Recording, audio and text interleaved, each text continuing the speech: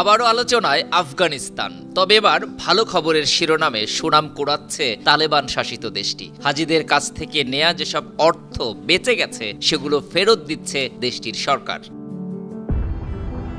2024 সালে হাজিদের কাছ থেকে 11 কোটি 30 লাখের বেশি ডলার সংগ্রহ করা হয়েছিল। খরচ হয়েছে 11 কোটি 20 লাখের বেশি ডলার। বাকি 11 লাখ ডলার সরকারের কাছে রয়ে গেছে। ফলে প্রত্যেক হাজি $37 করে ফেরত পাবেন। বুধবার থেকেই রাজধানী কাবুল ও অন্যান্য প্রদেশে অর্থ ফেরত দেওয়ার ঘোষণা দিয়েছে দেশটির ভারপ্রাপ্ত ধর্মমন্ত্রী নূর মোহাম্মদ সাকিব। আফগানিস্তানের হজ ও ধর্ম বিষয়ক মন্ত্রণালয় বলছে, এবছর আফগানিস্তান থেকে প্রায় 30,000 মানুষ হজ পালন করেন।